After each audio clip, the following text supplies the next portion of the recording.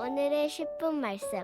사무엘하 14장은 한 가지 가르침을 줍니다. 하나님의 지혜와 사람의 지혜를 분별하도록 합니다.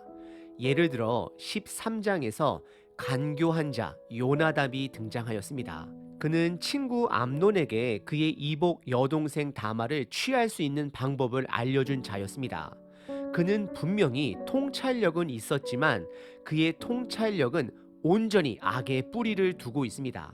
그리고 오늘과 내일 살펴볼 14장에서는 4명의 지혜가 등장합니다. 하지만 그들의 지혜가 하나님의 지혜인지 아니면 세상 목적을 이루기 위한 지혜인지 분별하기 어려울 수도 있습니다. 요압 장군은 그의 목적을 달성하기 위해 계획을 세우고 조종할 수 있는 지혜를 보여줍니다. 그리고 드고알 지역에 있는 한 여인이 등장합니다. 그녀는 말로, 연극으로, 상황으로 설득력이 있는 지혜를 가진 자입니다. 다윗은 예리하게 상황을 파악하는 지혜를 가지고 있습니다. 그리고 그의 아들 도망간 압살롬은 본인이 원하는 것을 얻어내기 위한 실질적인 행동을 취하는 지혜가 있는 자입니다. 하지만 14장에서 드러난 하나님의 지혜는 없습니다. 인간의 지혜들로만 가득 찰 뿐입니다. 오늘 내일 14장을 함께 살펴보면서 하나님의 지혜와 인간의 지혜를 각각 분별해 보시는 시간 되시길 바랍니다.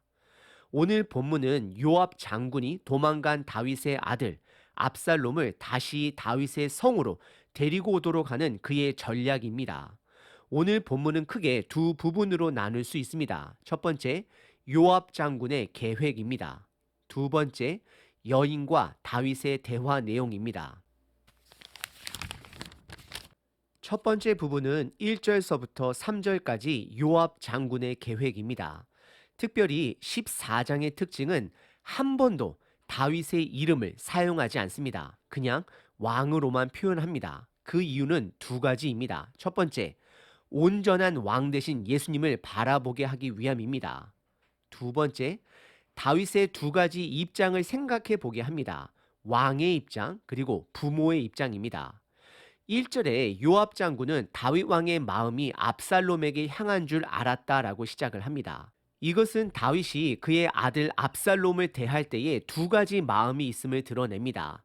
왕의 마음 그리고 아버지의 마음입니다. 첫째 아들을 죽인 압살롬을 데리고 오자니 왕으로서도 그리고 아버지로서도 분명히 불편했을 것입니다. 하지만 아버지로서 분명 압살롬은 그의 아들입니다. 1절은 다윗의 어려운 상황을 요압 장군이 알았음을 보여줍니다. 그리고 2절에 요압 장군은 다윗을 대신하여 압살롬을 궁으로 데리고 올 수 있는 계획을 세웁니다. 그것은 드고아 지역에 있는 상황 연극을 잘해줄 여인을 고용합니다. 그리고 그녀에게 과부로서 상주가 된 외모로 변장시킵니다. 그리고 3절은 요압 장군이 그녀가 다윗 장군에게 해야 할 말들을 다 상기시켜 주었음을 기록합니다. 여러분들 12장에서도 나단 선지자는 이야기 하나를 통해 다윗의 죄를 드러내었습니다. 이것은 분명 하나님의 지혜입니다. 하지만 13장 간교한 요나답이 암몬에게 전달한 간책은 죄악의 뿌리입니다. 그리고 이어지는 오늘 본문 14장 압살롬의 지혜를 보게 됩니다. 분명 그는 다윗을 위해 이러한 계획을 세웁니다. 성경은 그가 정확하게 어떤 동기로 이런 일을 계획하였는지는 말하고 있지 않습니다. 예를 들어 순수하게 다윗이 마지못해 그의 아들 압살롬을 성으로 데리고 오게 하기 위함인 것인지 아니면 요압과 비슷한 성격을 가진 압살롬을 성으로 데리고 와 다윗의 뒤를 이을 왕을 준비하기 위함인지는 알 수 없습니다.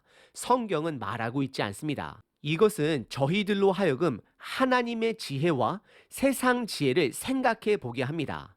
오늘 본문의 첫 번째 부분은 요압 장군의 계획입니다. 그는 한 여인을 고용하여 압살롬의 신분을 회복하기 위해 상황극을 준비합니다. 두 번째 부분은 4절서부터 20절까지 여인과 다윗과의 대화입니다. 4절에 드고아의 여인은 상복을 입고 억울한 일을 고하기 위한 것처럼 다윗 왕을 찾아와 엎드려 도움을 요청합니다. 그러자 5절에 다윗은 그녀의 억울함이 무엇인지 묻게 됩니다. 그리고 그녀는 요압이 설정한 상황을 현실처럼 말을 조리 있게 실감나게 이끌어 갑니다. 그녀의 이야기를 간단하게 요약하자면 첫 번째, 그녀는 남편이 없는 과부입니다. 하지만 두 명의 아들들이 있습니다. 두 번째, 두 아들들이 들판에서 싸움을 벌이게 되었고 어느 누구도 그 싸움을 말리는 자가 없었습니다. 세 번째, 한 아들이 다른 아들을 쳐서 죽이게 됩니다. 네 번째, 주변 사람들이 남은 아들에게 사형을 요구합니다. 다섯 번째, 그녀는 과부로서 남은 아들까지 사형으로 죽게 되면 그녀는 살아갈 수 있는 길이 없어져 버림을 다윗에게 고합니다. 이것이 4절서부터 7절까지의 내용입니다. 그러자 8절서부터 11절까지 다윗은 그녀의 일을 해결해 줍니다. 그것은 누구든지 그녀를 찾아와 남은 아들의 사형을 요구하는 자가 있으면 다윗 왕에게 고발을 하면 다윗이 해결해 주는 것입니다. 10절에 다윗의 해결책입니다. 왕이 이르되 누구든지 내게 말하는 자를 내게로 데려오라. 그가 다시는 너를 건드리지 못하리라. 그리고 더 나아가 11절에 다윗은 여호와의 이름을 사용하며 그의 남은 아들을 살려줄 것을 판결합니다. 우리는 여기서 다윗이 원칙이 아닌 감정에 반응하고 있음을 확인합니다. 그리고 14장 후반부로 가면 갈수록 다윗은 왕으로서 나라를 통치하는 것이 아니라 주변 사람들 말에 동의하는 자가 되어감을 확인하게 됩니다. 이 부분은 온전한 왕은 예수님 한 분됨을 바라보게 합니다. 그리고 저와 여러분들은 그 예수님을 예배하는 자로서 나의 감정이 아닌 예수님의 통치와 지배를 받아야 함을 가르칩니다. 다시 이야기로 돌아가 12절에 여인은 슬슬 본격적인 이야기를 시작합니다. 여인은 다윗의 보호를 이용하며 한 가지 질문을 왕에게 할 수 있도록 요청합니다. 그리고 다윗은 그것을 허락합니다. 그 내용은 간단하게 설명하자면 다윗 왕은 양면성이 있음을 그 여인이 드러냅니다. 그녀의 아들은 살려주면서 왜 본인의 도망간 아들 압살롬은 회복시켜주지 못하느냐를 반문합니다. 오히려 아무것도 하지 않는다 질책합니다. 더 나아가 14절에 보시면 하나님의 방법은 생명을 지켜주는 것이기 때문에 그의 도망간 아들 압살롬을 다시 성 안으로 데리고 오므로 그를 회복시켜 주어야 함을 요청합니다. 13절입니다. 여인이 이르되 그러면 어찌하여 왕께서 하나님의 백성에게 대하여 이 같은 생각을 하셨나이까? 즉 본인의 아들은 살려주도록 판결을 하면서 이 말씀을 하심으로 왕께서 죄 있는 사람같이 되심은 그 내쫓긴 자를 압살롬을 이야기하죠. 왕께서 집으로 돌아오게 하지 아니하심이니이다 라고 말씀하고 있습니다. 하지만 그녀가 사용한 두 아들의 이야기와 압살롬의 이야기에는 완전히 다른 상황인 것을 우리는 알 수 있습니다. 첫 번째, 그녀의 아들들은 들에서 우발적으로 싸운 것입니다. 하지만 압살롬은 2년 동안 암논을 죽이기 위해 살인을 계획한 자였습니다. 그리고 두 번째, 압살롬은 그녀의 말대로 쫓겨난 것이 아니라 도망한 자입니다. 비록 다윗은 이러한 차이를 보지는 못하지만 이 여인과 이 여인의 이야기는 요압 장군이 꾸며낸 일이라는 것을 분별합니다. 그래서 19절에 그녀에게 다음과 같이 묻게 됩니다. 왕이 이르되 이 모든 일에 요압이 너와 함께 하였느냐 하니 여인이 대답하여 이르되 내 주 왕의 살아계심을 두고 맹세하옵나니 내 주의 말의 말씀을 좌로나 우로나 옮길 자가 없으리이다.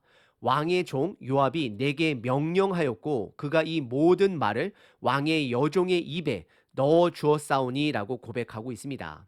결국 이 모든 것은 요압 장군이 꾸민 일임을 알게 되고 다윗은 통치가 아닌 요압의 계획에 동의합니다. 그리고 14장 후반부의 내용을 미리 간단하게 나누자면 압살롬은 결국 성으로 돌아옵니다. 하지만 그의 돌아옴은 돌아온 탕자의 돌아옴이 아닌 오히려 그는 죄가 없다라고 생각하며 돌아옵니다. 회개 없이 돌아오게 되는 것입니다. 그의 돌아옴은 더 큰 화로 이어집니다. 오늘 본문의 두 번째 부분은 여인과 다윗의 대화였습니다. 오늘 본문에서는 세 명의 인간의 지혜가 드러납니다. 첫 번째, 목적을 달성하기 위해 계획을 구상할 줄 아는 요압 장군의 지혜. 그리고 두 번째는 설득력 있는 상황 연극을 한 여인의 지혜. 그리고 마지막 세 번째는 그것을 알아챈 다윗의 지혜입니다. 하지만 오늘 본문에 하나님의 지혜는 없습니다. 왜냐하면 14장에 등장하는 모든 사람들의 계획에는 하나님이 움직일 공간이 전혀 없기 때문입니다. 사람들의 계획과 생각으로 가득 차 있습니다. 하나님의 지혜를 품은 자는 하나님의 공간을 삶 속에 남겨두는 자입니다. 그리고 그 공간을 더 많이 하나님께 내어드리는 자가 됩니다. 지금 시대는 더 바빠진 시대 속에 살아갑니다. 먹고 살기 바쁘고 교회 모임 따라가기 바쁘고 자녀 양육하느라 바쁘고 그런 바쁠 생활 속에서도 기도로, 말씀으로, 순종으로, 인내로 하나님을 위한 공간을 내어드리시는 저와 여러분 되시길 바랍니다. 그것이 바로 지혜로운 삶이 되는 것입니다.